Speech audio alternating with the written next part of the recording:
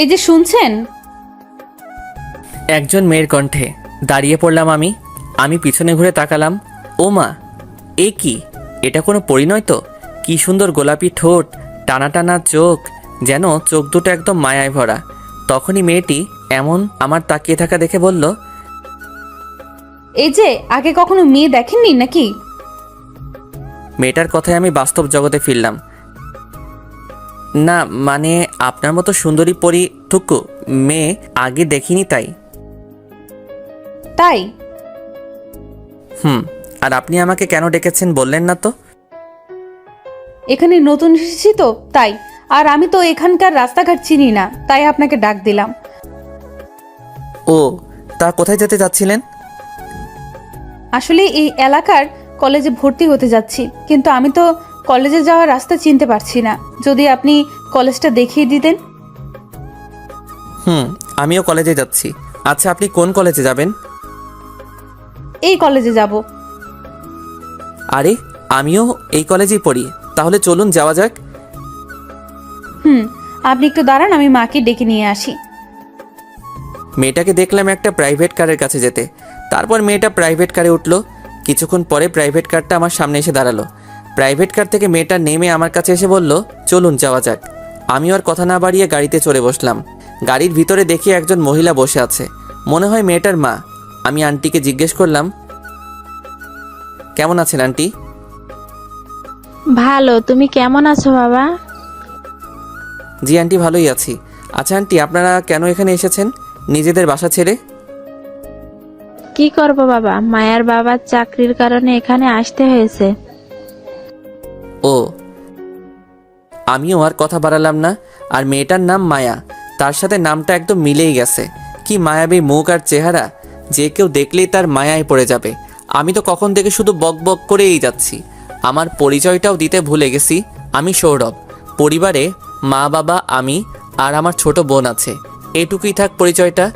আমার পরিচয় দিতে দিতেই আমরা আমাদের কলেজের সামনে এসে পড়লাম। গাড়ি থেকে নেমে আন্টির কাছ থেকে বিদায় নিয়ে বন্ধুদের কাছে গেলাম। গিয়ে দেখি সবাই মিলে হাসছে। তাই আমি জিজ্ঞেস করলাম, কিরে সবাই হাসতাছো কেন? আরে সৌরভ, তুই কবে আসলি? সৌরভ, তুই জানিস রনি নাকি অনামিকাকে ভালোবেসে ফেলেছে, তাই শুনে সবাই হাসছিলাম। বেচারাকে নিয়ে আর হাসিস না। বেচারা খুব কষ্টে একটা গার্লফ্রেন্ড পাইছে। মামা, তুই বুঝোস আমার মনের কষ্ট। রনি, আজকে তোর টিট দিতে হবে সবাইকে। এই, তোরা খাওয়া ছাড়া কিছু বুঝিস না, শুধু পকেট খালি করার ধান্দা। আজকে কোনো অজুহাত চলবে না। তোর আজকে পকেট হালকা করতেই হবে। কি বলিস তোরা? আজকে ট্রিট দিতেই হবে। কি করার আছে, বন্ধু বলে কথা, ট্রিট তো দিতেই হচ্ছে। তাহলে কলেজ ছুটির পর পার্টি হচ্ছে, এখন ক্লাসে চল। চল। এতক্ষণ যাদের সাথে কথা বললাম এরাই আমার যাকে বলে জানের ফ্রেন্ড। আর যাকে নিয়ে হাসছিল সে হলো রনি। খুব লাজুক স্বভাবের ছেলে, মেয়ে দেখলেই পালিয়ে যায়, যাকে বলে হাফ লেডিস। যাই হোক, ক্লাসে এসে পিছনের সিটটায় বসতে যাব, তখন দেখি মায়া সেখানে বসে আছে। মায়া মানে সকালের ওই মায়াবী পরীটা। মায়াও আমাকে দেখে মনে হয় অবাক হয়েছে, আমার দিকে হা করে তাকিয়ে আছে। আমি তার সামনে গিয়ে বললাম, হা করে আছেন কেন? মুখে মাছি ঢুকে যাবে। আমার কথায় মায়া বর্তমানে ফিরল আর বলল, আপনিও একই ইয়ারে পড়েন? আন্টি চলে গেছে। নতুন বাসায় উঠেছে তো, জিনিসপত্র গোছাতে তাড়াতাড়ি চলে গেছে। ও, তাহলে আপনি কেন গেলেন না? আন্টি একা কি পারবে জিনিসপত্র গোছাতে? কাজের মেয়ের সাথে আছে। আচ্ছা, আপনার নামটা কি জানতে পারি? আমার নাম মায়াকে বলার আগেই কোথা থেকে যেন নীলা চলে এলো আর বলল, কিরে, আজকে আমাকে রেখে চলে আসলি? আসলে মায়াদের সাথে গাড়ি করে চলে এলাম তো তাই। নীলা মায়া আমাদের এলাকায় নতুন এসেছে আর আমাদের সাথেই পড়ে একই ইয়ারে। তখন মায়া নীলাকে বলল, হাই নীলা, কেমন আছেন? ভালো, আপনি? ভালো। আপনার নামটা কিন্তু বললেন না এখনো। সৌরভ।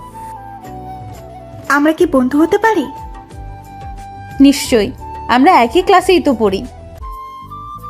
তাহলে আমরা আজ থেকে ফ্রেন্ড। বন্ধুদের মাঝে কিন্তু আপনি করে বলা চলবে না। ওকে। এভাবে বন্ধু হয়ে যায় মায়ার সাথে।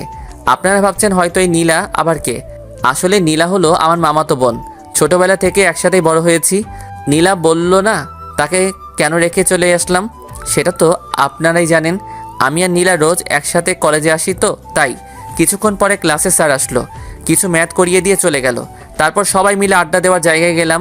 সেখানে গিয়ে মায়াকে অন্য বন্ধুদের সাথেও পরিচয় করিয়ে দিলাম। তারপর সবুজ ঘাসের উপরে বসে আড্ডা দিচ্ছি সবাই মিলে। তখন আশিক বলল, কি রে রনি, তোর তো আজকে ট্রিট দেওয়ার কথা ছিল।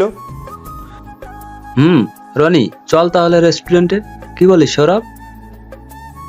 চলো। কলেজ ছুটির পরে যাই। না না, তোকে এখনই দিতে হবে। তোদের মতো বন্ধু থাকলে আর মনে হয় বেশি দিন বাঁচতে পারবো না। মরা বাঁচার কথা পরে হবে, আগে চলো। চলো।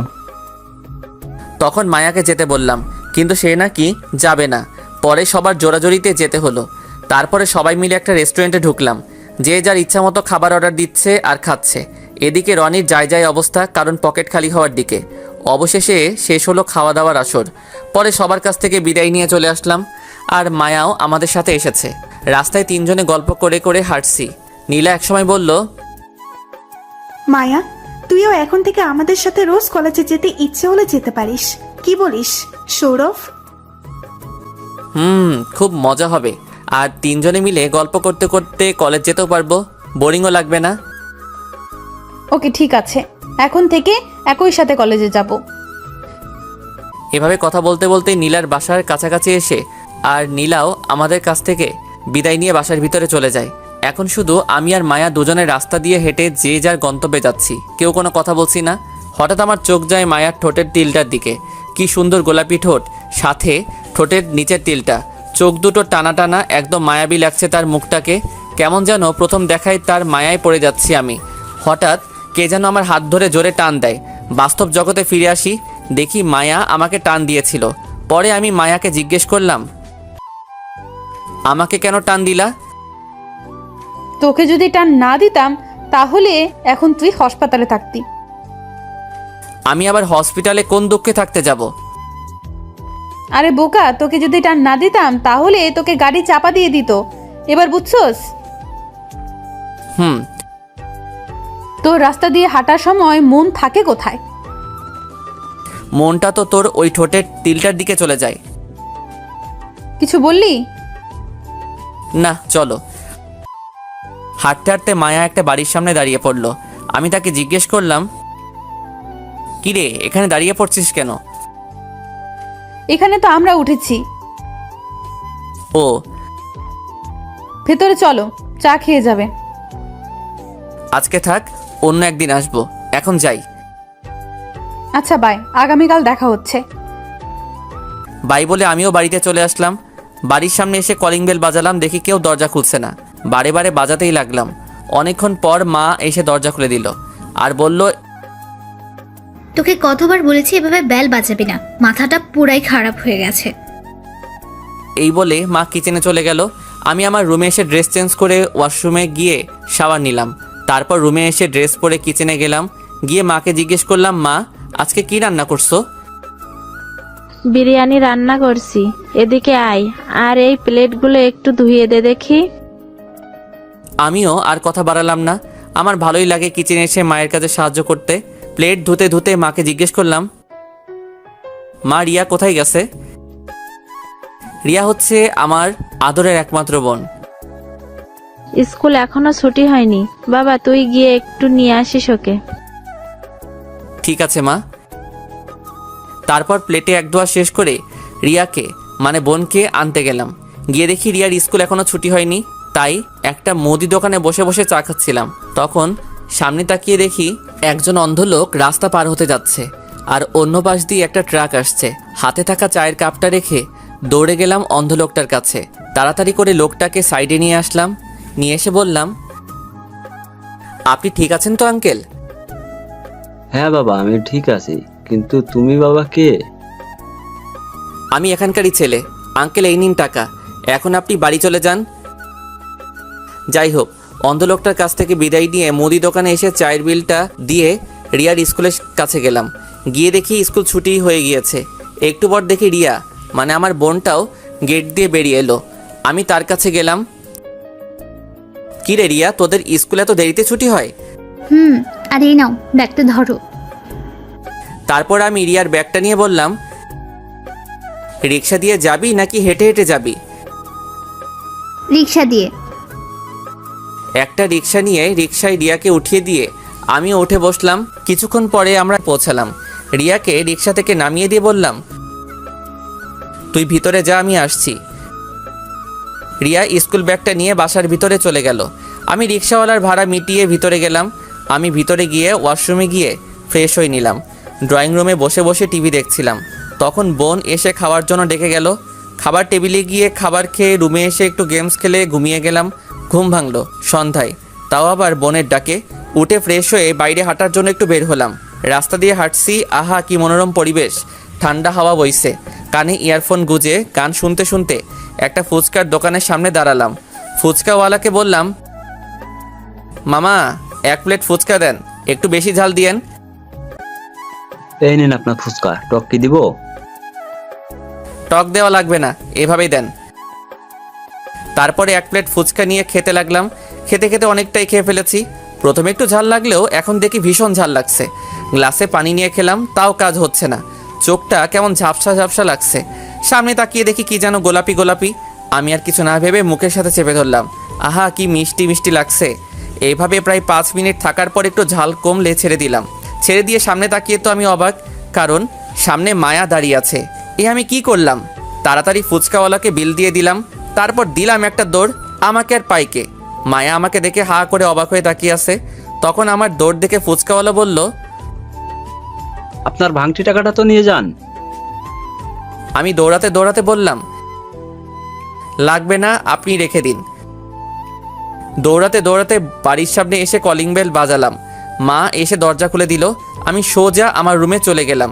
গিয়েই বিছানায় বসে পড়লাম। কিছুক্ষণ পর বোন হাতে গ্লাসের মধ্যে পানি নিয়ে এলো আর এসে জিজ্ঞাসা করলো, কি হয়েছে ভাই? আমি রিয়ার হাত থেকে পানির গ্লাস নিয়ে পানি খেয়ে নিলাম।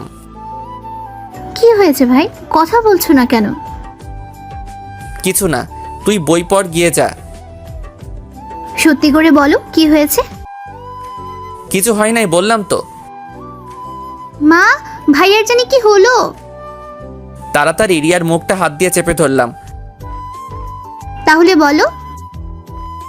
আচ্ছা তাহলে শোন, ঘটনা শুরু থেকে শেষ পর্যন্ত বললাম। দেখি আমার বোনটা মানে রিয়া তো হাসতে হাসতে শেষ।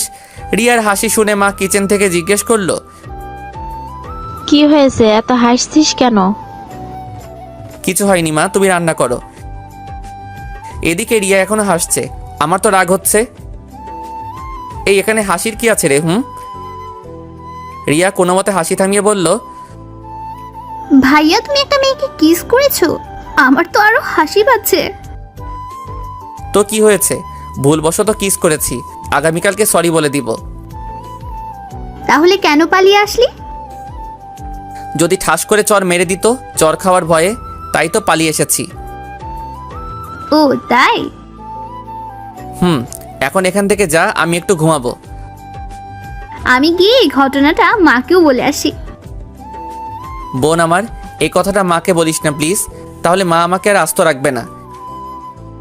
বলবো না, তবে একটা শর্তে। যদি তুমি শর্তে রাজি থাকো। এখানেও আবার শর্ত লাগে নাকি? তাহলে আমি আসছি। আমি তোর শর্তে রাজি। কি শর্ত বলো? কলেজ থেকে আসার সময় প্রতিদিন আমার জন্য চকলেট ফুচকা নিয়ে আসতে হবে। রাজি থাকলে বলো, না হলে আমি গেলাম। না না, আমি রাজি। ওকে, আর শর্তটা যেন মনে থাকে।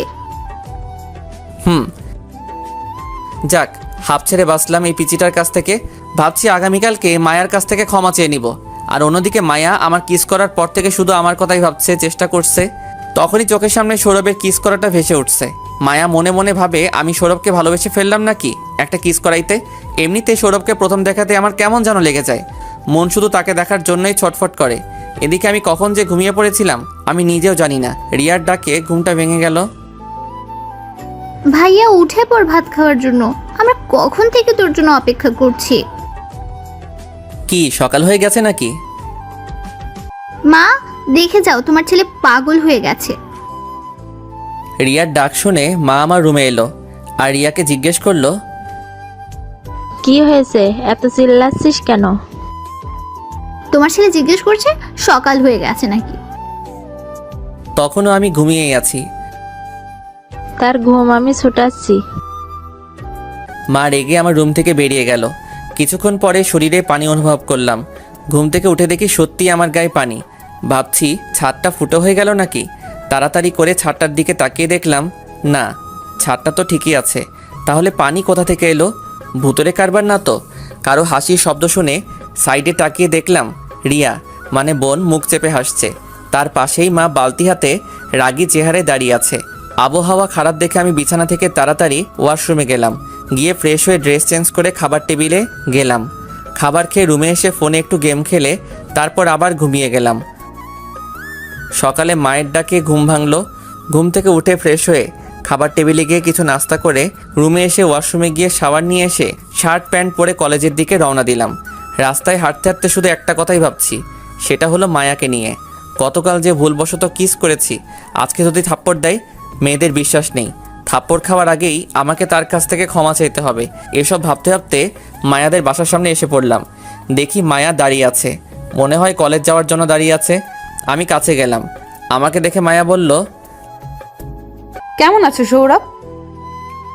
আমি তো মায়ার কথা শুনে অবাক, কারণ যাকে গতকাল কিস করলাম আজকে তার আমাকে থাপ্পড় মারা বা গালিগালাজ করার কথা, সেই নাকি উল্টো আমাকে জিজ্ঞেস করছে কেমন আছো। এই তো ভালোই, তুই? ভালো। ও, কারোর জন্য অপেক্ষা করছিলে নাকি? আমি তো তোর জন্যই অপেক্ষা করছিলাম, কলেজ যাব। ও, দেখি মেয়েটা স্বাভাবিকভাবেই কথা বলছে। গতকালের ঘটনা মনে হয় মনে নাই। কোথায় হারিয়ে গেলি? না, কোথাও না। তাহলে চলো, লেট হয়ে যাচ্ছে। চলো। রাস্তা দিয়ে দুজনে হাঁটছি। আমি ভাবছি গতকালকে ঘটনার জন্য সরি বলে দেই, যেই ভাবা সেই কাজ। মায়া, গতকালের জন্য সরি। It's okay. আসলে আমি এরকম ঝাল খাইনি তো, তাই সহ্য করতে পারি না বলেই এরকম হলো। আমার তো খুব ভালো লেগেছে কিসটা। কিছু বলছিস? কিছু না, চলো তাড়াতাড়ি, পা চালা। কিছুক্ষণ হাঁটার পর আমরা নীলাদের বাসার সামনে এসে পড়লাম। দেখি নীলা আমাদের জন্য অপেক্ষা করছে।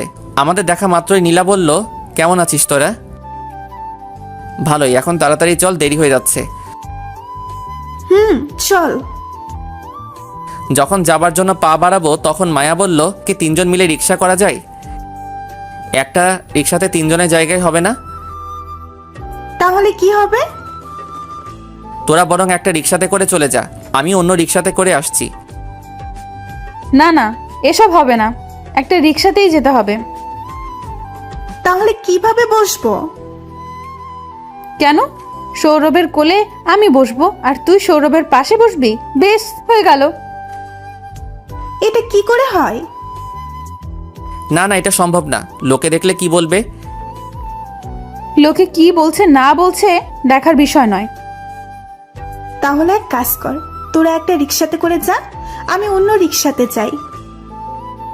ওকে। নীলা একটা রিক্সা ডেকে রিক্সা করে চলে গেল। এদিকে আমি জীবনেও কোনো মেয়ের সাথে রিক্সাতে উঠিনি, তাই কেমন যেন লাগছে। মায়া রিক্সা ডেকে নিয়ে এসে বলল, উঠে পড়ো। আমি কিছু বললাম না, রিক্সাতে উঠে বসলাম। রিক্সা রিক্সার মতো করে চলছে। অবশেষে পৌঁছালাম কলেজের সামনে। রিক্সা থেকে যখন নামতে যাব তখন সামনে তাকিয়ে দেখলাম দিয়া। আপনারা ভাবছেন দিয়া আবার কে? আসলে দিয়া নাকি আমাকে ভালোবাসে। অনেকবার বুঝিয়েছি আমি তাকে ভালোবাসি না, তাও এই মেয়ে আমার পিছু ছাড়ছে না। রাগী লুক নিয়ে আমার দিকে তাকিয়ে আছে। আমি রিক্সা থেকে নেমে রিক্সার ভাড়া মিটিয়ে কলেজের ভিতরে যাওয়ার জন্য পা বাড়াবো, তখন দিয়া আমার সামনে এসে দাঁড়ালো। তুমি সামনে দাঁড়িয়ে আছো কেন? I love you Sourav. তোমাকে কতবার বলবো আমি তোমাকে ভালোবাসি না? কেন? নাকি ওই মেয়েটার জন্য? দিয়া, বোঝার চেষ্টা করো, আমি তোমাকে ভালোবাসতে পারবো না। আর তাছাড়াও এখন এসব তোমার আবেগ, আর যখন তোর আবেগ কেটে যাবে ঠিক তখনই তুমি বুঝতে পারবে আর এখন ভালো মতো পড়াশোনা করো, ওকে? কি নেই আমার মধ্যে যে আমাকে ভালোবাসতে পারবে না? এটা শুধু তোমার আবেগ, বুঝছো? আর কিছু বলার নেই। এটা আমার আবেগ না, সত্যি আমি তোমাকে ভালোবাসি। তখনই মায়া যা বলল তার জন্য মোটেও প্রস্তুত ছিলাম না। সৌরভ আমার বয়ফ্রেন্ড, এখন বুঝলে তো কেন সৌরভ তোমাকে ভালোবাসতে পারবে না? আমি মায়ার কথা শুনে অবাকের পর অবাক হচ্ছি। দুদিনের পরিচয় নাকি আমি তার বয়ফ্রেন্ড হয়ে গেলাম। এদিকে মায়ার কথা শুনে দিয়া কাঁদতে কাঁদতে চলে গেল। দিয়া চলে যাবার পর মায়ার দিকে হা করে তাকালাম। আমার এরকম তাকানো দেখে মায়া বলল,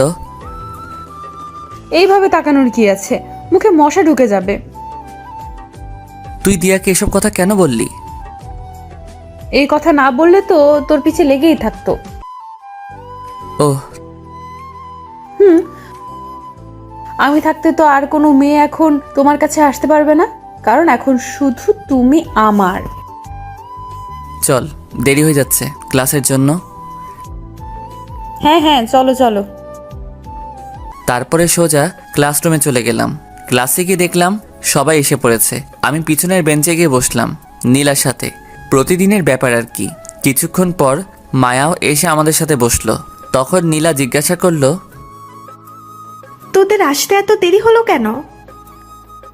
আসলে রিক্সা থেকে একটা ভেজাল বাজলো, তাই দেরি হয়ে গেছে। কি ফেচাল? ওই যে দিয়া আছে না, ওই মেয়েটার জন্য। ও, এই তোরা চুপ কর, স্যার আসছে। তারপরে সবাই চুপ করে থাকলাম। স্যার আসলো আর ক্লাস করিয়ে চলে গেল। ক্লাস শেষ করে বন্ধুদের আড্ডাখানায় গেলাম। দেখি সবাই বসে আছে আর এক একজন তো মনের সুখে বেনসন টানছে। আমি গিয়ে তাদের জিজ্ঞাসা করলাম, কেমন আছিস রে তোরা? ভালোই, তুই? ভালো। রনিকে দেখতে পাচ্ছি না, কোথায় গেছে? নাকি আজ কলেজে আসেনি? আরে মামা, রনি তো এখন তার অনামিকার সাথেই থাকে। তাছাড়া এখন তার সময় কোথায়, সারাক্ষণ তো অনামিকার সাথেই থাকে। শালা তো জিএফ পাইয়া বন্ধুদের ভুলে গেছে।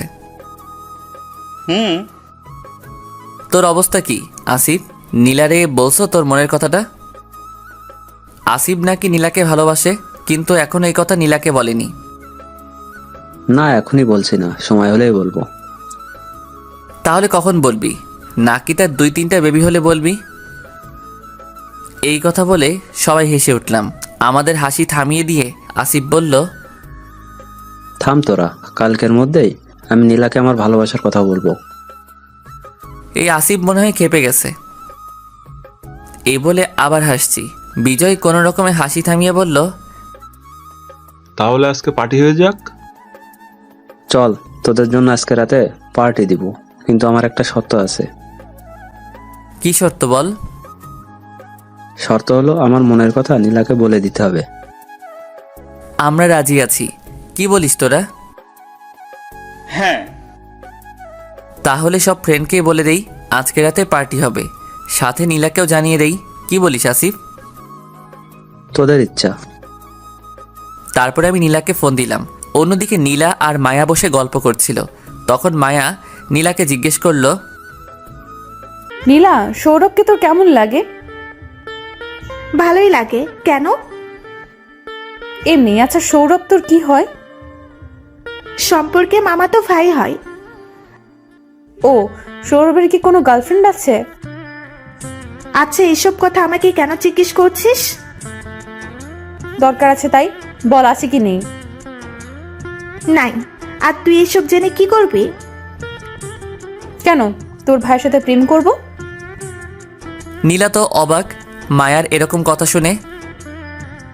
আই, তুই এসব কি বলছিস? তোর মাথা ঠিক আছে নাকি পাগল টাগল হয়ে গেছিস? হ্যাঁ, তোর ভাইয়ের জন্য পাগল হয়ে গেছি। পাগল হইতাম না অবশ্য, তোর ভাইয়ের কারণেই তোর জন্য পাগল হয়ে গেছি। কি করেছে সৌরভ? আমাকে সে... মায়ার কথাগুলো বলার আগেই আমার ফোন রিসিভ করে নীলা বলল, কোথায় তুই? আশিকদের সাথে আছি। আর শোন, যে কারণে ফোন দিয়েছি, আজকে রাতে আসিফ নাকি পার্টি দিবে কোথায়? আমাদের ক্লাবে। তোরা চলে আসিস। ঠিক আছে। বাই। আজকে তোরা চলে যাস, আমার জন্য অপেক্ষা করতে হবে না। হুম। ফোন রেখে দিয়ে নীলা মায়ার দিকে তাকালো। মায়া নীলাকে তার দিকে এভাবে তাকিয়ে থাকতে দেখে জিজ্ঞেস করলো, কি ব্যাপার, তাকিয়ে আছিস কেন? আর কে ফোন করেছিল? সৌরভ ফোন করেছিল আর বলল আজকে রাতে নাকি পার্টি হবে আমাদের ক্লাব ঘরে, তাই আমাদেরকে ইনভাইট করলো যেতে। তো কি হয়েছে, তুই রেডি থাকিস, আমি তোদের বাসায় চলে আসবো, তারপর দুজনে চলে যাব। ওকে, এখন চল বাসায় যাই। সৌরভ যাবে না? তার জন্য অপেক্ষা করতে মানা করেছে। আর তুই তার কথা ভাবছিস কেন? সে ঠিক চলে যাবে। চল। অন্যদিকে আমি সব বন্ধুদের ইনভাইট করে তারপর আসিফকে বললাম, তাহলে রাতে দেখা হচ্ছে, এখন চলি। এই আশিক চল। চল। বিজয় একটা দে দেখি, টানতে টানতে যাই। আমাকেও একটা দে। তারপর মনের সুখে টানতে টানতে বাড়ি চলে আসলাম। বাড়িতে এসে কলিং বেল বাজালাম। মা এসে দরজা খুলে দিল। আমি ভিতরে গিয়ে দেখি আন্টি বসে আছে। আমি আন্টিকে দেখে জিজ্ঞাসা করলাম, কেমন আছেন আন্টি? এই তো ভালোই, তুমি এখানে কেন? তখনই মা বলল, এ আমার ছেলে সৌরভ। এ তোমার ছেলে? এত বড় হয়ে গেছে? হ্যাঁ। আমি মাকে জিজ্ঞাসা করলাম, মা তুমি আন্টিকে কিভাবে চিনো? আরে বোকা, চিনবো না কেন, ছোটবেলার বান্ধবীকে। ও মা, তোমরা গল্প করো, আমি ফ্রেশ হয়ে আসি। এই বলে আমি আমার রুমের দিকে হাঁটা ধরলাম। আমার রুমের সামনে গিয়ে দেখি রুমের দরজা খোলা। তারপর ভিতরে গিয়ে তো আমি অবাক। ভিতরে গিয়ে দেখি মায়া আমার বিছানায় শুয়ে শুয়ে গল্পের বই পড়ছে। আমি আচমকা ঘরে ঢুকাতে মায়া ঘাবড়ে গিয়ে দরজার দিকে দেখে আর আমাকে দেখতে পায়। পরে একটা স্বস্তির নিঃশ্বাস ফেলে আমাকে জিজ্ঞাসা করে, তুই এখানে কি করছিস? আমার বাসায় আমি থাকবো না তো কে থাকবে? আর তুমি আমার বিছানায় শুয়ে আছো কেন? তার মানে মায়ের বান্ধবীর ছেলে তুই? আর তুই আমার রুমে কি করছিস? কিছু না, ওই একটু তোর গল্পের বইগুলো শুয়ে শুয়ে পড়ছিলাম। ও তা কখন আসলি তোরা আমাদের বাসায়? এই তো একটু আগে। তোর রুমটা তো খুব সুন্দর করে গুছিয়ে রেখেছিস দেখছি। এসব দিয়া আর মায়ের কাজ। প্রতিদিন রুমটাকে গুছিয়ে দেই। ও, আর এই দিয়াকে? আরে দিয়া আমার বোন। তা দিয়াকে দেখছি না তো। মনে হয় বাইরে গেছে। ও, তুই থাক, আমি একটু গোসল করে আসি। এই বলে আমি বাথরুমে গেলাম। শাওয়ার নিয়ে যখন কাপড় চেঞ্জ করব তখন মনে পড়ল আমি তো বাথরুমে আসার সময় কোনো কাপড় নিয়ে আসিনি। এখন কি হবে? কোনো উপায় না পেয়ে মায়াকে ডাক দিলাম।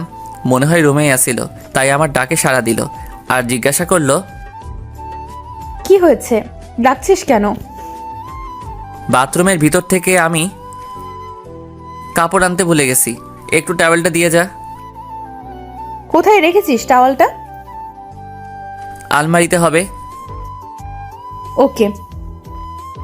অনেকক্ষণ হয়ে গেল তাও টাওয়েলটা দিচ্ছে না, তাই আবার ডাক দিলাম। বাইরে থেকে মায়া বলল, দরজা বন্ধ, তাহলে কিভাবে দেব? আমি দরজাটা একটুখানি খুলে হাত বাড়িয়ে বললাম, আমার হাতে টাওয়েলটা দিয়ে দে। দেব, তবে একটা শাস্তি তোকে পেতে হবে। কিসের শাস্তি? আর আমি তো কোনো চুরি ডাকাতি করেছি নাকি যে শাস্তি পেতে হবে? কি জন্য শাস্তি মানে?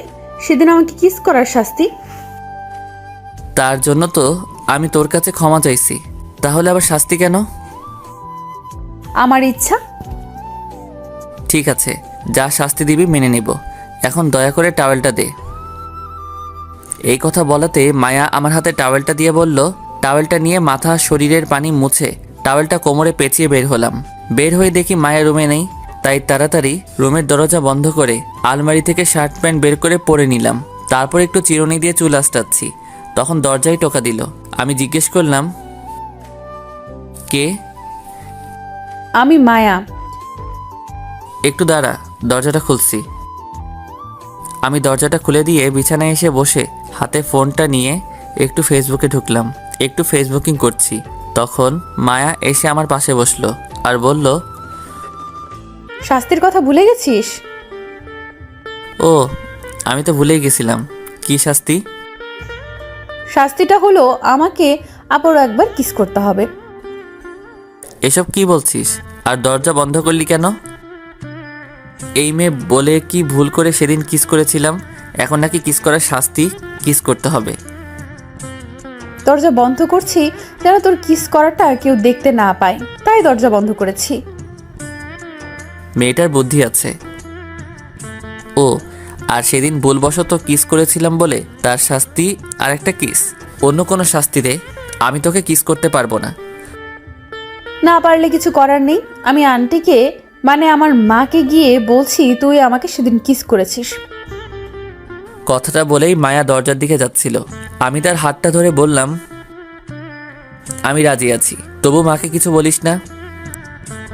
আমার কথা শুনে মায়া দাঁড়িয়ে পড়ল, তারপর আমার কাছে এসে বসে বলল, তাহলে এখন কিস করো। আমার লজ্জা লাগে। কথা বলার আগেই মায়া তার হাত দিয়ে মাথাটা টান দিয়ে নিয়ে আমার ঠোঁটজোড়া তার দখলে নিয়ে নিল, আর এমন কিস করছে যেন অনেক দিন ধরে খেতে পাইনি। এদিকে আমারও অবস্থা খারাপ তার এরকম কিস করাতে, তাই আমি তার কিসের রেসপন্স দিতে লাগলাম। এভাবে কতক্ষণ ছিলাম জানি না, আমার তো ঠোঁট ফেটে যাওয়ার মতো অবস্থা, তবুও ছাড়ার নামই নেই। তাই বাধ্য হয়ে আমি মায়ার থেকে নিজেকে ছাড়িয়ে নিলাম আর দুজনেই হাঁপাতে থাকলাম। আমি উঠে সোজা ওয়াশরুমে গেলাম, মুখটা ধুয়ে তারপর বের হলাম। বের হয়ে দেখি মায়া তার চুল ঠিক করছে। আমি বললাম, এইভাবে কেউ কিস করে? আর একটু হলেই তো দম বন্ধ হয়ে মারা যেতাম। মরার কথা শুনে মায়া আমাকে একটা টান দিয়ে বিছানায় ফেলে দিয়ে আমার উপরে চড়ে বসে বলল, একদম মরার কথা বলবে না, বুঝেছিস? আমি মায়ার এরকম আচরণ দেখে অবাকের পর অবাক হচ্ছি। কি হচ্ছে আমার সাথে এসব? তুই এরকম করছিস কেন? তুই কি পাগল হয়ে গেছিস? কেন তুই বুঝিস না কেন আমি এরকম করি? না, কেন এরকম করছিস? কারণ আমি তোকে ভালোবেসে ফেলেছি। এই বলে লজ্জায় আমার বুকে মুখ লুকালো। আমি তাকে বুক থেকে উঠিয়ে বললাম, আমার বিশ্বাস হচ্ছে না। আর কবে থেকে তুই আমাকে ভালোবাসিস? সেই প্রথম দেখার থেকেই তোমাকে আমার মনে ধরেছে। আর সেদিন তুমি ওই ফুচকার দোকানে কিস করেছিলে, সেই কিসের জন্য আমি রাতে ঘুমাতে পারিনি। চোখ দুটো বন্ধ করলেই তোমার ওই কিসটা ভেসে উঠতো। জানি না, মন শুধু তোমাকেই খুঁজে সারাক্ষণ। আমি সত্যি তোমাকে ভালোবেসে ফেলেছি সৌরভ, আমাকে ফিরিয়ে দিও না। আমি একটু মজা করার জন্য বললাম, আমি তোকে ভালোবাসতে পারবো? আমি আরেকজনকে ভালোবাসি। আমার এই কথা বলাতে মায়া রেগে, কি এই মেয়েটা, নাম বলো তাড়াতাড়ি। রেগে যাচ্ছ কেন? আমি তো মজা করে বলেছিলাম। এখন তো ছাড়ো, রুমে দুজনকে কেউ এভাবে দেখলে খারাপ ভাববে। তার আগে বলো আই লাভ ইউ, বলো। আমি বলতে পারবো না। তাহলে আমিও ছাড়তে পারবো না, এভাবেই থাকো। তাহলে শোনো, বলো। I love you Maya. I love you too জানু। এখন ছাড়ো। এখন আমাকে একটা কিস করো। কি? জানু। তারপর মায়ার কপালে একটা ভালোবাসার পরও সেঁকে দিলাম। এখন হয়েছে, এখন তো ছাড়ো। আমাকে ছেড়ে দিয়ে মায়া ওয়াশরুম থেকে ফ্রেশ হয়ে এসে বলল, এখন নিচে চলো আর আমাকে বাড়ি পৌঁছে দাও। আন্টি কি চলে গেছে? কিছুক্ষণ আগে। তারপর আর কি করার, নিচে গিয়ে বাইকটা বের করে মায়াকে বাসায় পৌঁছে দিলাম। পৌঁছে দিয়ে আসতে যাব, তখন মায়া বলল, বাই জানু। বাই। আর রাতে রেডি হয়ে থেকো, একসাথে পার্টিতে যাব, কেমন? ওকে জানু। তারপর আমি বাসায় চলে এলাম। বাসায় এসে রুমে গিয়ে একটু শুয়ে শুয়ে ভাবছি, আজকে কি থেকে কি হয়ে গেল। এসব ভাবতে ভাবতে কখন যে ঘুমিয়ে গেলাম নিজেই জানি না। ঘুম ভাঙলো সন্ধ্যায়। ঘুম থেকে উঠে ফ্রেশ হয়ে বাইক নিয়ে মায়ার বাসায় যাচ্ছি। মায়ার বাসার সামনে গিয়ে বাইকটা দাঁড় করিয়ে দরজার সামনে গিয়ে কলিং বেল বাজালাম। কিছুক্ষণ পর আন্টি এসে দরজা খুলে দিল আর আমাকে দেখে জিজ্ঞেস করলো, কি ব্যাপার সৌরভ, এই সময় তুমি এখানে? আসলে আন্টি আজকে আমাদের কলেজের বন্ধুরা মিলে একটা পার্টি দিয়েছে, তাই মায়াকে নিতে এসেছি। ও ভিতরে এসো। আমি ভিতরে গিয়ে আন্টিকে জিজ্ঞেস করলাম, আন্টি মায়া কি বাসায় আছে? হ্যাঁ, মায়া তার রুমেই আছে। আন্টি মায়ের রুমটা কোন দিকে? ওই যে ওইদিকে। আমি সিঁড়ি বেয়ে উঠে মায়ার রুমে গেলাম। ভিতরে গিয়ে দেখি মায়া নেই, মনে হয় ওয়াশরুমে গেছে। তাই আমি তার পড়ার টেবিলের সামনে চেয়ারে গিয়ে বসলাম। বসে বসে ফেসবুকিং করছিলাম। কিছুক্ষণ পর দরজা খোলার শব্দ শুনলাম।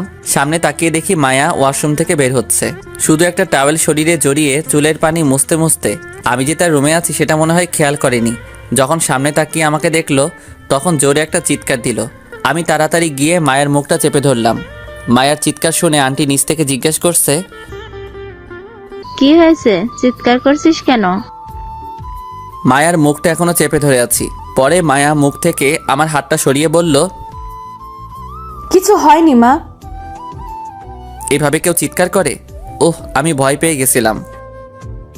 তুমি আমার রুমে কি করছো আর কখন আসছো? এই তো একটু আগে এসেছি। তুমি রুমে ছিলে না, তাই বসে ফেসবুকিং করছিলাম। ও, এসব এখনো কি পড়ে আছো? যাও গিয়ে পাল্টে এসো। কেন ভালো লাগে না বুঝি? এই তুমি আমার দিকে এভাবে এগোচ্ছ কেন? তখন আমি বিছানায় বসেছিলাম। আমি বিছানার একপাশে পিছাচ্ছি। কেন এখন রোম্যান্স করব? এখন এসব হবে না। তাছাড়া দরজা খোলা কেউ দেখলে সমস্যা হয়ে যাবে। কেউ দেখবে না, এই সময় কেউ আমার রুমে আসবে না। আমার দিকে এগোতে থাকে আর আমি পিছাতে। একসময় মায়া আমার দুপা টান দিয়ে আমাকে বিছানায় শুইয়ে দেয়। তারপর আমার বুকের উপর এসে জড়িয়ে ধরে, গালে গলায় ইচ্ছে মতো কিস করতে থাকে। আমি যত ছাড়ানোর চেষ্টা করছি তত জোরে জোরে কিস করতে থাকে। একসময় আমি আর না পেরে তার পিঠ খামচে ধরলাম। এভাবে কিছুক্ষণ চলার পর আমার ঠোঁট জোড়া তার মিষ্টি গোলাপি ঠোঁটের দখল নিয়ে নিল। আমার চুলগুলো খামচে ধরে এমনভাবে ঠোঁট জোড়া কিস করছে, আমার তো প্রাণ যায় যায় অবস্থা। এভাবে 5 মিনিট চলার পর মায়া ছেড়ে দিয়ে আমার বুকের উপর শুয়ে পড়ল আর জোরে জোরে শ্বাস নিতে লাগলো। এদিকে আমারও একই দশা। কিছুক্ষণ আমার বুকের উপর শুয়ে থেকে মায়া বলল, এভাবে সারা জীবন তোমার বুকে মাথা রেখে থাকতে দেবে গো? অবশ্যই দেব। তার আগে এখন উঠো দেখি। আর একটু থাকি না, এইভাবে থাকতে আমার খুব ভালো লাগছে। এখন তাড়াতাড়ি ওঠো, রেডি হও, আমাদের পার্টিতে যেতে হবে তো। এই বলে মায়া আমার বুক থেকে মাথা তুলে বিছানায় বসলো। আমিও উঠে তার পাশে বসে তাকে বললাম, যাও রেডি হয়ে এসো, আমাদের এমনিতেই দেরি হয়ে যাচ্ছে। মায়া উঠে আলমারির কাছে গিয়ে আলমারির দরজা খুলে ভিতরে যা যা ড্রেস আছে সবগুলো আমার সামনে এনে বলল, জানো কোন ড্রেসটা আমাকে মানাবে বলো? দেখি 3 পিস আর আজকালের ডিজিটাল পোশাক। তা দেখে আমি মায়াকে জিজ্ঞেস করলাম, মায়া এসব ড্রেস ছাড়া কি অন্য কোনো ড্রেস নেই? এইসব ড্রেস তোমার পছন্দ হয়নি? হয়েছে, বাট তোমাকে শাড়ি পরলে বেশি মানাবে। তাহলে বলো কি রঙের শাড়ি তোমার পছন্দ? কালো। কিন্তু আমি তো শাড়ি পরতে পারি না। ও, তুমি পরিয়ে দাও না গো। আমি? তা না তো কি? ওকে, শাড়িটা দাও। তারপর মায়া আলমারি থেকে একটা নতুন কালো রঙের শাড়ি বের করে দিল। আমি আর কিছু না বলে তাড়াতাড়ি শাড়ি কচিটা গুজে দিলাম। কচিটা গুজে দেওয়ার সময় আমার হাতটা তার পেটে লেগে যায় আর মায়া একটু শিহরিত অনুভব করে। তারপর আমি মায়াকে বলি, শাড়ি পরানো শেষ, এখন চলো। মায়া আমাকে থামিয়ে দিয়ে আলমারি থেকে একটা কালো রঙের শার্ট বের করে আমার দিকে দিয়ে বলে, এটা পরে নাও। আমার তো শার্ট আছে। আমাকে কালো শাড়ি পরতে বলে এখন কালো শার্ট পরতে যাচ্ছ না? আমি কখন বললাম শার্টটা পরবো না? তাহলে এটা পরছো না কেন? দাও, আমি ওয়াশরুম থেকে পরে আসছি। ওয়াশরুমে যেতে হবে না, আমার সামনেই শার্ট চেঞ্জ করো। তাহলে তুমি ওইদিকে করো। আমার সামনে শার্ট পাল্টাতে কি সমস্যা তোমার? কোনো মেয়ের সামনে শার্ট খুলতে আমার লজ্জা লাগে। শার্ট কেন? বিয়ে করলে তো সবই খুলতে হবে। কিছু বললে? কিছু না। তারপরে শার্ট চেঞ্জ করে মায়াকে ঘুরতে বললাম।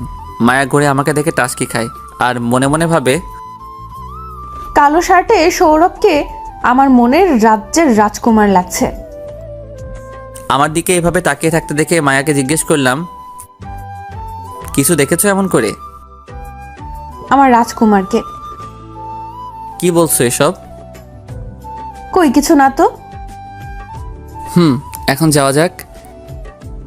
তারপরে নিচে এসে আন্টির কাছ থেকে বিদায় নিয়ে বাসার বাইরে এসে মায়াকে বললাম, নীলাও কি যাবে আমাদের সাথে? তাকে বলে দিয়েছি যেন আগে চলে যায়। ও। তারপর বাইকে উঠে মায়া আমাকে শক্ত করে জড়িয়ে ধরলো। পরে চললাম পার্টিতে। অবশেষে সেখানে গিয়ে পৌঁছালাম। বাইক থেকে নেমে বাইকটা পার্ক করে ভিতরে গেলাম দুজনে। ভিতরে গিয়ে দেখি সবাই চলে এসেছে। আমি মায়াকে বললাম, চলো আসিফের সাথে দেখা করে আসি। আসিফের কাছে গেলাম। মায়া আমার একটা হাত জড়িয়ে ধরেই আছে। গিয়ে দেখি আসিফ আর নীলা একটা টেবিলে হাত দিয়ে একে অপরের দিকে এক পানে চেয়ে বসে আছে। আমি টেবিলের উপর হাত দিয়ে একটা থাপ্পড় দিলাম। টেবিলে থাপ্পড় দেয়া দেখে আসিফ আর নীলা চমকে উঠল। আসিফ এদিক ওদিক তাকিয়ে আমাকে দেখে জিজ্ঞেস করলো, কিরে তোরা কখন আসলি? এই তো কিছুক্ষণ আগে। তোরা কি এখানে বসে প্রেম করছিলে নাকি? না তেমন কিছু না। আর এদিকে নীলাও দেখে আমার কথা শুনে লজ্জা পেয়েছে। তাই আমি আসিফের কানে কানে বললাম, মামা আজকে সুযোগ নীলাকে প্রপোজ করার। এখানে নয়তো বাড়িতে। চেষ্টা করে দেখবো। এই কানে কি ফিসফিস করছিস? মায়ার কথা শুনে নীলা সামনের দিকে তাকিয়ে মায়াকে দেখে অবাক হয়ে জিজ্ঞেস করলো, কি মায়া, তুই না বলছিলা আসবি না? আমি তো আসবো না বলিনি, বলেছি তোর সাথে আসতে পারবো না। আমার সাথে আসলে কি হতো? বয়ফ্রেন্ডের সাথে এসেছি, তাই তোর আসতে পারলাম না, সরি রে। এই মেয়ের মুখে কোনো কথাই আটকায় না দেখছি। এখন যদি বন্ধুরা জানে আমি মায়ার বয়ফ্রেন্ড, তাহলে আমার পকেটের অবস্থা খারাপ হয়ে যাবে। ঠিক আছে, কিন্তু তোর বয়ফ্রেন্ড কোথায়? এই তো আমার আমি মায়াকে একটা চিমটি দিয়ে বললাম, তার বয়ফ্রেন্ড বাইরেই আছে। ও চলো ওই দিকটাই যাই মায়া। চলো। কেন চিমটি দিয়েছো? এর সুদ কিন্তু তোমাকে দিতে হবে। বলে একটা ভেঙচি কেটে নীলার সাথে অন্য পাশে চলে গেল। আমি আর আসিফ একটা টেবিলে গিয়ে বসলাম। তখন আশিক এসে বলল, তোরা এখানে? আমি তো তোদের সারা ঘর খুঁজে বেড়াচ্ছি। কেন, কি হয়েছে? কিছু হয় নাই, তোদের কোথাও দেখছিলাম না তাই খুঁজছিলাম। ও। সবাই চলে এসেছে, এখন পার্টি শুরু করা যাক। চলো। তারপর পার্টি রুমে গেলাম। গিয়ে বললাম, বন্ধুরা সবাই শোনো, আজকের পার্টি দিয়েছে আমাদের আসিফ। আমরা তাকে ধন্যবাদ দিয়ে একটা জোরে হাতের তালি দেই। তারপর সবাই মিলে আসিফকে ধন্যবাদ দিয়ে জিজ্ঞাসা করলাম, আসিফ তুই কি কারণে আজকে আমাদের জন্য পার্টি দিয়েছিস? আমি এই পার্টি রেখেছি কারণ আমি একজনকে খুব ভালোবাসি। এই পার্টিতে তাকে প্রপোজ করব বলে এই পার্টি রেখেছি। কে আপনার ভালোবাসার মানুষ? আছে, আমি এখন তাকে ডাকবো। তারপর আসিফ নীলাকে সবার সামনে ডেকে প্রপোজ করলো। নীলাও আসিফের প্রপোজ অ্যাকসেপ্ট করে নিল। সবাই এসে আসিফ আর নীলাকে শুভকামনা জানালো। পরে আমি সবার উদ্দেশ্য করে বললাম, এখন সবাই এনজয় করতে পারেন, লেটস দ্য মিউজিক। যে যার মতো করে ড্রিঙ্ক করে গানের তালে তালে নাচছে। আমি একা বসে বসে ড্রিঙ্ক করছিলাম। হঠাৎ চোখ যায় ভিড়ের মধ্যে মায়া অন্য একটা ছেলের সাথে কাপল ড্যান্স করছে। আমার কেমন যেন লাগতে শুরু করলো। মায়াকে অন্য ছেলের সাথে দেখে আমি আরও বেশি বেশি করে ড্রিঙ্ক করতে লাগলাম। তখন একটা মেয়ে এসে আমাকে বলল,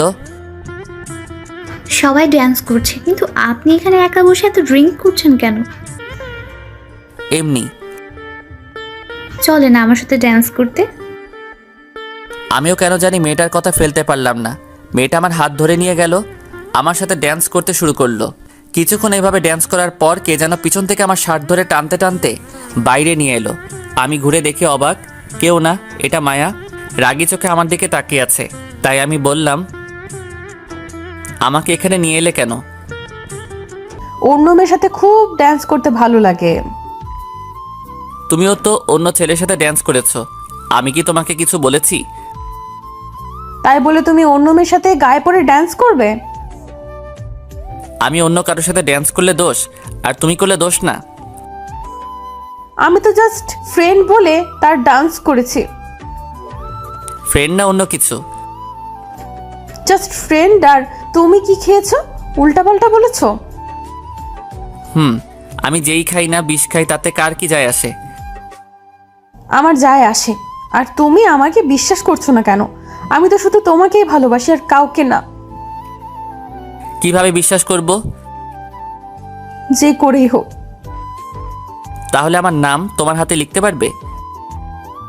পারবো। আমার নামও কিন্তু তোমার হাতে লিখতে হবে, যেন মুছে না যায়। ঠিক আছে, এখন বাড়িতে চলো।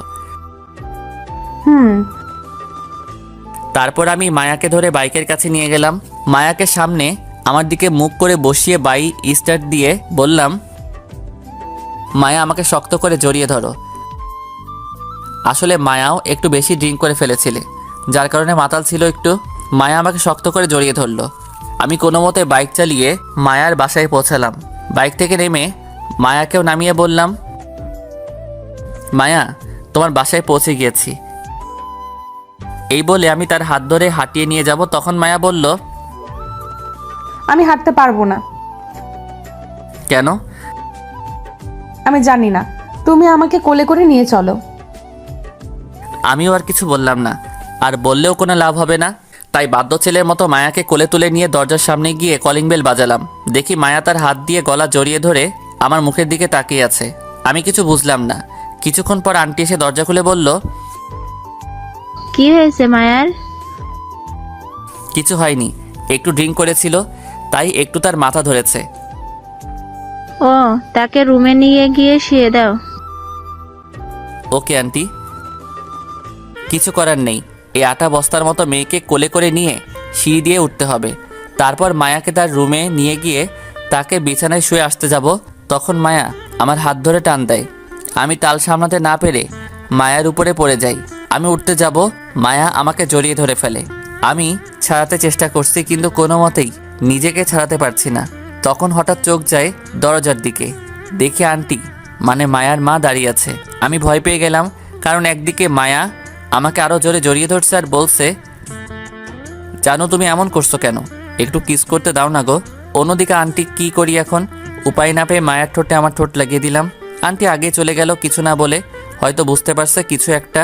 আর এদিকে তাকে কিস করছি দেখে সুযোগ বুঝে জড়িয়ে ধরে আমাকে ঘুরিয়ে আমার উপর মায়া, আর আমি নিচে। তবু কিস করা থামছেই না, চলতেই আছে। একসময় মায়া আমার শার্টের বোতাম খোলা শুরু করে দিয়েছে। তারপর মায়া পাগলের মতো আমার মুখে, কানে, গলায়, বুকে কিস করা শুরু করে দিয়েছে। আমিও সইতে না পেরে তার চুল, পিঠ খামচে ধরছি। তারপরে কি হয়েছে আমি নিজেও জানি না। সকালে ঘুম ভাঙলো বুকে ভারী কিছুর অনুভবে। চোখ খুলে দেখি মায়া আমার উপরে আমাকে জড়িয়ে ধরে ঘুমাচ্ছে। একদম বাচ্চা বাচ্চা লাগছে। তার কপালে চুলগুলো সরিয়ে তার কপালে একটা চুম্মা দিলাম। আমার চুমু দেওয়াতে মায়ার ঘুমটা ভেঙে যায়। তখন আমি বলি, এভাবে শুয়ে থাকবে নাকি উঠবে? আর একটু শুয়ে থাকি। আমাকে বাড়িতে যেতে হবে তো। আর তাছাড়াও তোমার মা কি ভাববে বলো তো? যা হয়েছে নিশ্চয়ই খারাপ কিছু ভেবে নিয়েছে। যে যাই ভাবুক, তাতে কিছু আসে যায় না। তুমি শুয়ে থাকো। তুমি কেন বুঝছো না? 8টা বেজে গেছে, তাড়াতাড়ি ওঠো। আমার কিছু বুঝতে হবে না। আর 8টা 9টা বাজুক, তুমি চুপচাপ শুয়ে থাকো। আর বেশি কথা বললে ভালো হবে না। তুমি শুয়ে থাকো, আমি যাচ্ছি। তাকে ছাড়িয়ে যখন গা থেকে চাদরটা সরাই, দেখি আমার শরীরে কিছু নেই। আমি তখন তাড়াতাড়ি করে চাদরটা যেই টান দিয়েছি, দেখি মায়ার শরীরেও নেই। কি লজ্জা, কি লজ্জা! আমি চোখ বন্ধ করে চাদরটা তার দিকে দিয়ে বললাম, নাও চাদরটা গায়ে দাও। চাদরটা না নিয়ে উল্টো আমাকে টান দিল। আমি আবার বিছানায় গিয়ে পড়লাম। আমি বিছানায় গিয়ে পড়তেই মায়া আমাকে আবার জড়িয়ে ধরলো। এক হাত দিয়ে চাদরটা আবার গায়ে জড়িয়ে দিল। আমি এখনো চোখ বন্ধ করে আছি। তা দেখে মায়া বলল, কি ব্যাপার, চোখ বন্ধ করে আছো কেন? আমার শার্ট প্যান্ট কোথায়? আর তোমার শরীরে কিছু নেই কেন? কেন, শার্ট প্যান্ট দিয়ে তুমি কি করবে? আমার শার্ট প্যান্ট কোথায় আগে বলো। আর তুমি এত নির্লজ্জ মেয়ে, আগে জানতাম না। আছে, আর এখানে নির্লজ্জের কি আছে? আমি আর তুমিই তো আছি, কেউ নেই তো। তুমি এমন করছো কেন? আর বলো, আমার প্যান্ট কোথায়? চোখ বন্ধ করে দেখাতে পারছি না। তোমাকে কে চোখ বন্ধ করে থাকতে বলেছে? চোখ খুলো। আমি আর চোখ বন্ধ করে না থাকতে পেরে চোখ খুললাম আর বললাম, আমার শার্ট প্যান্ট কোথায়? আর আমার সাথে কি করেছো? সবাই যা করে। তুমি তো দেখছি বিয়ের আগেই আমার সব কিছু নিয়ে নিলে, এখন তো ছাড়ো। বিয়ের পরেও হবে, তার আগে এখন আরেকবার হয়ে যাক। এখন আর এসব হবে না। বলার আগেই মায়া তার গোলাপি ঠোঁট আমার ঠোঁটে মিশিয়ে দিল আর জোরে জোরে তার ঠোঁট আমার ঠোঁটে চেপে এলোপাতাড়ি কিস করতে লাগলো। আমি কিছু করতে না পেরে তার কিসের রেসপন্স দিতে লাগলাম। এইভাবে প্রায় 15-20 মিনিট চলার পর মায়া ছেড়ে আমার বুকে মাথা রেখে জোরে জোরে হাঁপাতে লাগলো আর তার হাঁপানোর গরম শ্বাস আমার বুকে এসে লাগলো। আমি তাকে জড়িয়ে ধরে বললাম, এখন তো হয়েছে, এখন ছাড়ো। আর একটু শুয়ে থাকি না। অনেক হয়েছে। যাও, তুমি আগে ওয়াশরুম থেকে ফ্রেশ হয়ে এসো। আমি তাড়াতাড়ি উঠে মেঝেতে পড়ে থাকা শার্ট প্যান্টটা তুলে ওয়াশরুমে চলে গেলাম। আমার কাণ্ড দেখে মায়া মুখ চেপে হাসছে। তাড়াতাড়ি করে ওয়াশরুম থেকে ফ্রেশ হয়ে শার্ট প্যান্ট পরে বের হলাম। বের হয়ে এসে মায়াকে বললাম, যাও গিয়ে ফ্রেশ হয়ে আসো। এই বলে চাদরটা সরিয়ে উঠতে যাবে, তখন আমি বললাম, এই তুমি একদম চাদরটা সরাবে না। কেন? বলতে পারবো না। তুমি চাদরটা গায়ে পেঁচিয়ে উঠে ওয়াশরুমে যাও। আমি তো এভাবেই যেতে পারবো। তাহলে তুমি এইভাবে থাকো, আমি চললাম। এই, তুমি যাবে না? আমি উঠছি তো। মায়া চাদরটা গায়ে পেঁচিয়ে উঠে ওয়াশরুমে চলে গেল। তারপর আমি বাইরে না গিয়ে বিছানায় গিয়ে বসে পড়লাম। কিছুক্ষণ পর মায়া ওয়াশরুম থেকে ফ্রেশ হয়ে আর ড্রেস চেঞ্জ করে বের করলো। তখন আমি বললাম, তাহলে এখন আমি যাই, বাড়িতে মা বাবা বোনরা চিন্তা করবে। যেতে পারো, তবে আমাকেও সাথে নিতে হবে। তোমাকে সাথে নিয়ে গেলে মা বাবা কি মনে করবে বলো তো? আসলে মাকে আমি অনেক ভয় পাই। আমার সাথে মেয়ে মানুষ দেখলে আর কথাই নেই, ঝাঁটাপেটা খেতে হবে। কিছু ভাববে না, ভাবলে ভাববে ছেলের বউ এসেছে, সেটার বেশি কিছু নয়। তুই কি পাগল হয়ে গেছো? কি সব আবল তাবল কথা বলছো? ঠিকই আছে, আর আমি তো তোমার বউই হব কদিন পরে, তাই না? সবই তো হয়েছে, শুধু বিয়ে ছাড়া। তা ঠিক। হঠাৎ আমার চোখ গেল তার হাতে, হাত থেকে রক্ত পড়ছে। তাই জিজ্ঞাসা করলাম, এই তোমার হাত থেকে রক্ত পড়ছে কেন? কেন, গতকাল তুমি বলেছিলে না তোমার নাম আমার হাতে লিখতে, তাই তো। তাই বলে তুমি সত্যি সত্যি হাত কেটে লিখবে? কান্না করবে না একদম। আর তোমার হাতেও আমি আমার নাম লিখেছি, তুমি দেখো। আমি আমার ডান হাত তুলে দেখি হাত ব্যান্ডেজ করা। তার মানে আমার হাতেও তার নাম লিখেছে, অথচ আমার হাত ব্যান্ডেজ করছে আর তার হাত ব্যান্ডেজ ছাড়া। তখনই আমার রাগ উঠে গেল। তাই একটা ঠাস করে মায়ার গালে চর বসালাম। মায়া আমার চর খেয়ে গালে হাত দিয়ে জিজ্ঞেস করলো, মারলে কেন? তুমি কি পেয়েছো? হ্যাঁ, আমার হাত কাটলে ব্যান্ডেজ করে দিবে আর নিজের হাত কাটলে ব্যান্ডেজ করবে না? লাগবে না আমার হাতের ব্যান্ডেজ। এই বলে আমি আমার হাতের ব্যান্ডেজ খুলে ফেললাম। এখন আমার হাত থেকেও রক্ত পড়ছে। সেটা দেখে মায়া আমাকে জড়িয়ে ধরে বলল, আর এমন হবে না, প্লিজ হাতটা ব্যান্ডেজ করে নাও, আমি আর সহ্য করতে পারছি না। তাহলে কেন এমন পাগলামি করলে? তোমাকে বড্ড ভালোবাসি তাই। তারপর হাত ব্যান্ডেজ করে নিলাম দুজনেই। আমি মায়াকে জিজ্ঞেস করলাম, কি খুব বেশি লেগেছে? রাগের বশে মেরে ফেলেছি, আমাকে ক্ষমা করে দাও। কি হুম হুম করছো? কিছু বলো। আমাকে একটা কিস করো। এত কিস কিস করো কেন? কিস ছাড়া কি কোনো কথা নেই মুখে? যা লাগবে না আমার কারো কিস। এই দেখো, অভিমান করছে আমার জানটা। আমি কারো জানটান না। তাই হুম। বলার আগে আমি মায়ার ঠোঁটজোড়া আমার ঠোঁটের সাথে মিশিয়ে দিলাম। এদিকে মায়া নিজেকে ছাড়ানোর জন্য আমাকে বুকে কিল ঘুষি দিতে লাগলো। এক সময় শান্ত হয়ে গেল। আমি তাকে ছেড়ে দিয়ে বললাম, এখন হয়েছে তো? হুম। চলো আজকে তোমাকে নিয়ে সারাদিন ঘুরবো। দরজা খুলে বাইরে এসে যা দেখলাম, আমার তো প্রাণ যায় যায় অবস্থা। কারণ মায়াদের বাড়িতে আমার মা বাবা বোন আর দেখি আন্টির সাথে হেসে হেসে কথা বলছে। তা দেখে আমি মায়াকে জিজ্ঞেস করলাম, মায়া, আমার মা বাবা তোমাদের বাসায় কেন? গতকাল আমরা তো একসাথেই ছিলাম, আম্মু সব বুঝতে পারছে, তাই মনে হয় খবর দিয়ে নিয়ে আসছে। চলো তাহলে তাদের কাছে গিয়ে জিজ্ঞাসা করি। চলো। তারপর আমি আর মায়া নিচে নামলাম। নিচে নেমেই মায়া মা বাবার পা ছুঁয়ে সালাম করলো। আর আমার মা তো বলেই ফেললো, আমার বৌমাকে পছন্দ হয়েছে? আমি শুধু হ্যাঁ করে তাদের দিকে তাকিয়ে আছি। কি হচ্ছে এসব? আমাকে এভাবে তাকিয়ে থাকতে দেখে মা বলল, কিরে, এভাবে হাঁ করে কি দেখছিস? আজকেই তোদের বিয়ে? আমার বিয়ে? আর তোমরা এখানে কি করছো?